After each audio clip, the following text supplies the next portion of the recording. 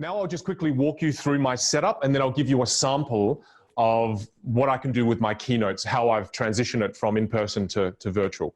So let me take you a bit of a walkthrough. We have the main camera that I'll be speaking to you and addressing you from. We've got another camera. I think it's important to change camera angles to enhance engagement. Otherwise, it's a little bit 2D, it's a little bit flat. The third camera angle I have here, which is for us to be able to get a bit more intimate and get deep into the content. So I'll use this as in the example of my keynote as well, so you can have a bit of a sample.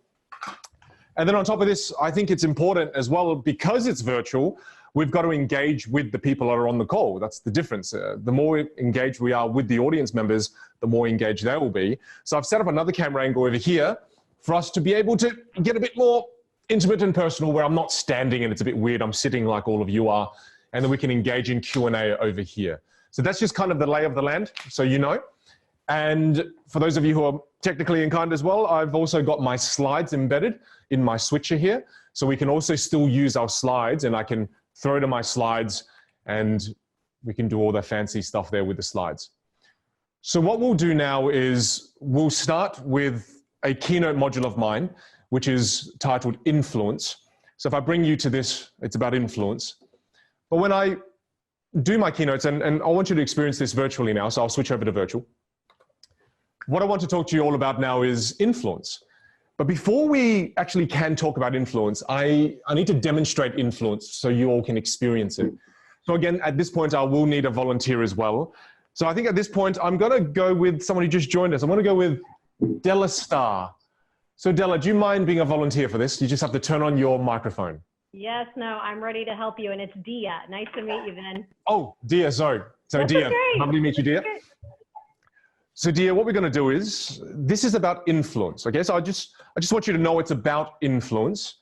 So your job is try not to let me influence you. Now, to play the game of influence, we need to actually perform a piece of magic that is one of the most dangerous pieces of magic in the world, and I'm going to share with you what that trick is after you watch this video. Something that will make you do that is the infamous spike trick. We're going to raise the stakes a little bit. This time we're going to use nail. See the point right there. Someone hold up their hand. This modern magic trick increases the chance of injury and pain. An exponent of the spike trick is street magician Chris Korn, who places a metal spike under polystyrene cups and tries to avoid slamming his palm onto the spike even after they're moved around. Around a bit. Chris didn't understand how dangerous it was. While rehearsing, I mix up the cups and I see where the spike is. All right, and look, just so you know, there's no magnets, anything in my hands.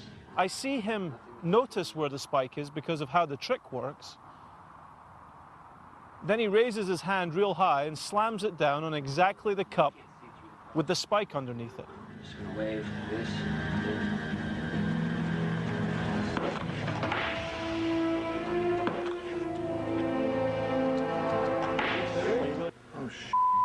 It is terrible to watch. I took no pleasure in that. I mean, I watched it 7 times, but I took no pleasure in it because it is... Oh, God! 1, 2, 3!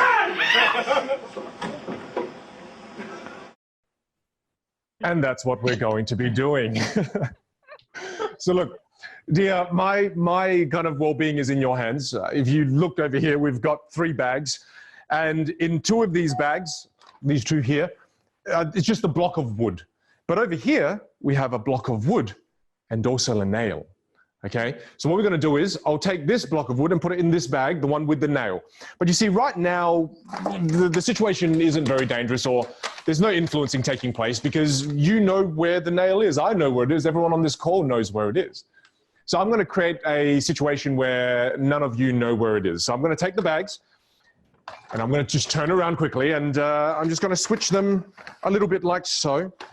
And what happens is, just by doing that simple motion, now all of you don't know where it is, especially you, Dia. You don't know where it is. Now, the idea is I still know where it is. And my job as a magician, when magicians perform this trick, is because I know where it is, I have to seemingly make you choose a bag that seems like a free choice, but it's not. But it's not. It's about influencing now. I have to influence you to pick the bags that don't have the nail, obviously, and then hopefully the one that's left remaining after that is the one with the nail. So whatever you choose will be final. I just wanted to state that. So Dia, this is bag number 1. This is bag number 2. And this is bag number 3. Okay. Which bag, and just let me check as well. So you know that I know. And then I'm going to, good.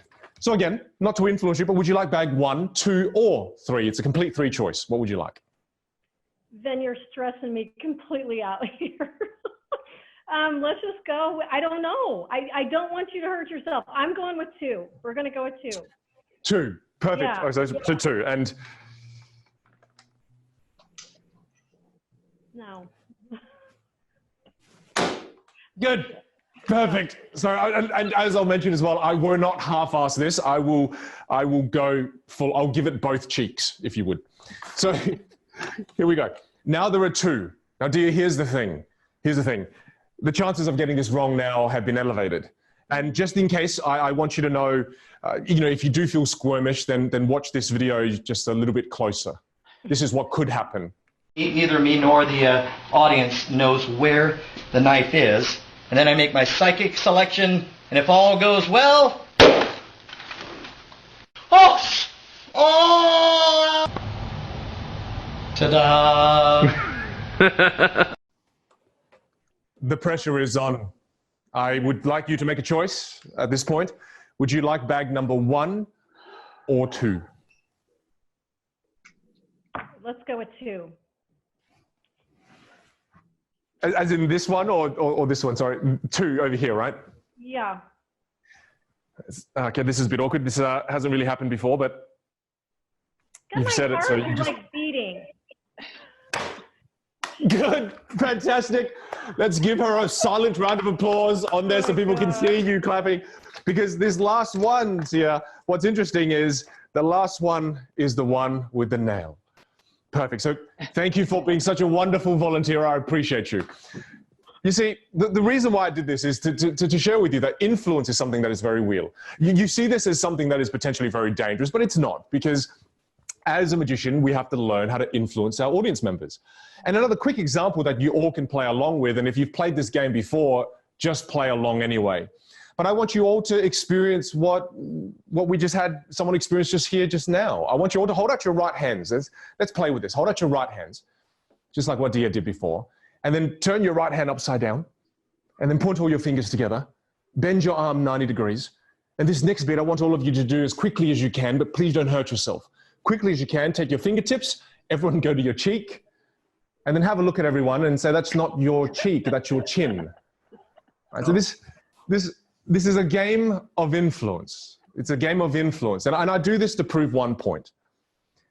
One of my early mentors, his name is David Griggs, shared this with me. And when he shared this with me, it profoundly changed my life. And this is relevant in our times now more than ever. And he said a very simple line. He said, Vinh, you can see the effects of influence. This is why this next statement is true.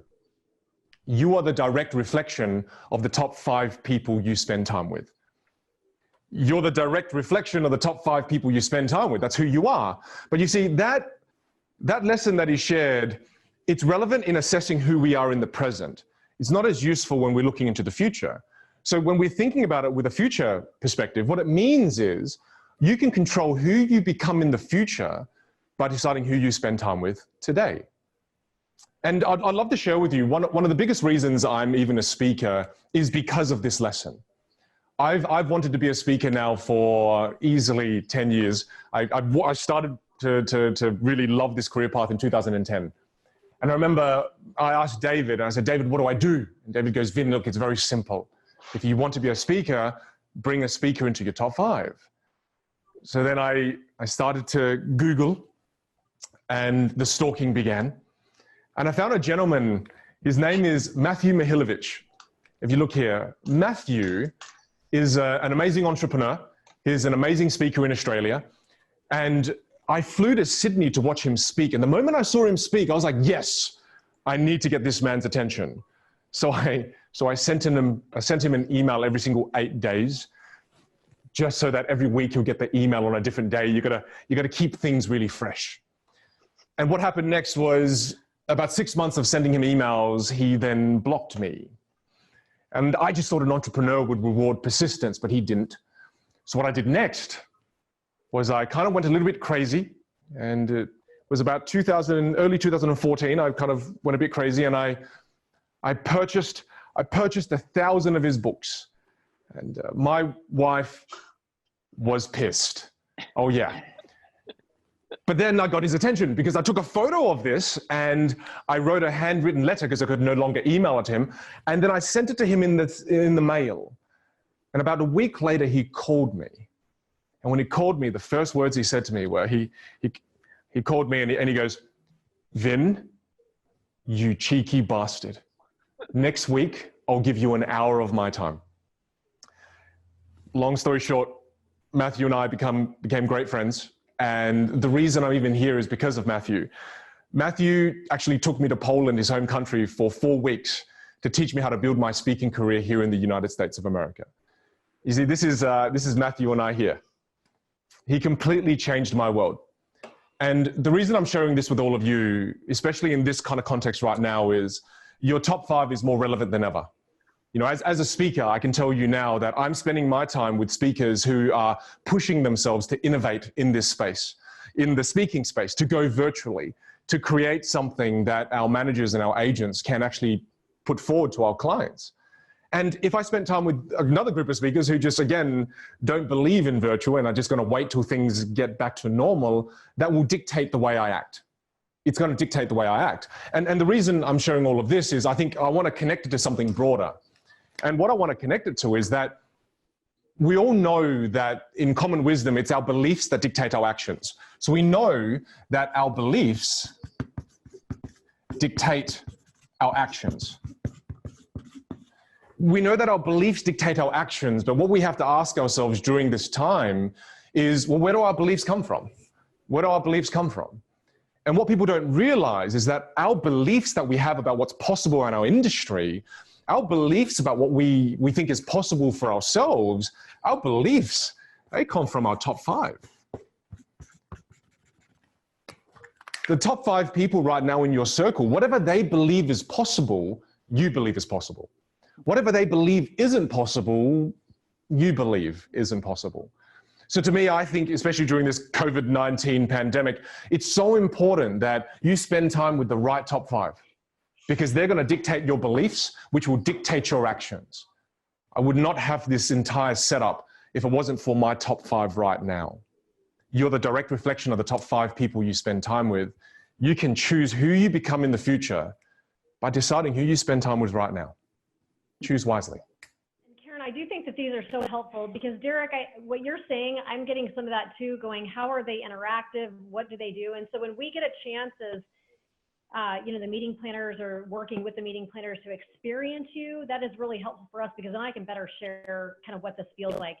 And I agree with you, Derek, it's so hard for people to be engaged, but when we can really talk to them about that, I mean, you better believe if you're smacking your hand over sacks of nails, I'm not letting my dog disturb me. You know what I'm saying? Like that true feeling of experience. I mean, you have me, you know, mentally engaged and my emotions engaged too. So I know that's hard to do for a full hour, but this type of interactivity is very helpful. And Derek, I know once we experience these things, we can better share that with our clients. So great job, and thanks for letting us hop on today. No worries, dear. Thank you.